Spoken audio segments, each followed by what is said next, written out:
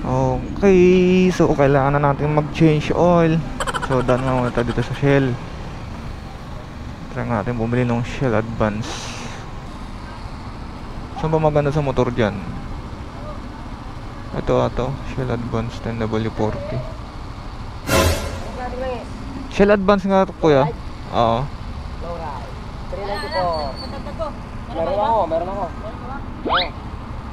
Kompleto ka na. Kulat, di ba? Magkano to? 394. Yung isa ito lang. 302. Ilang M?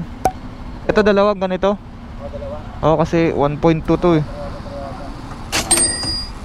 Wait lang, bayad tayo. 1 liter long Go ride. plus, sir. Ha? May go plus. Relax. Wala akong ganun. Ito kuya. Yung Shell Advance long ride up to 6,000 kilometers. Grabe 6,000. Pero next time siguro try natin. May naobserbahan lang kasi pa ako sa aking makina, kaya hindi pa ako makapagpalit ng ibang langis. Kaya dun muna tayo sa Shell Advance lang na tawag nito na normal. Tsaka na tayo mag Shell Advance long ride. So actually mga buddy, ngayon lang ako ulit maggamit ng mga ibang langis. So dati yung Honda na oil gamit ko dito sa aking motor. Kaso nga lang ngayon, nung in-overhaul kasi to, Shell yung nilagay, Shell Advance na langis. So no choice, mag Shell Advance muna ako sa ngayon. At yata ina-obserbahan pa yung makina ko kasi parang garalgal yung kanyang andar. Pero hindi ko sure, sana maayos to. Maayos sa next. Rapid!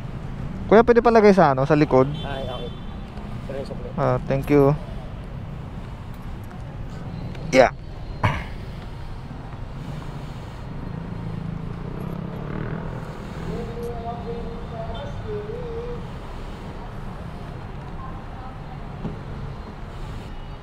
$600.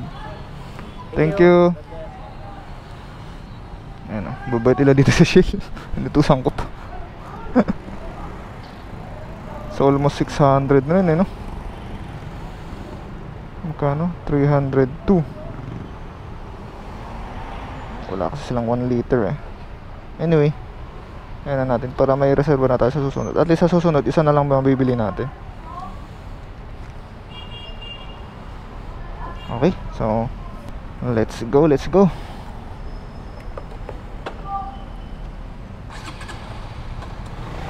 Ayan, so comment down below mga buds sa mga gumagamit ng Shell Advance.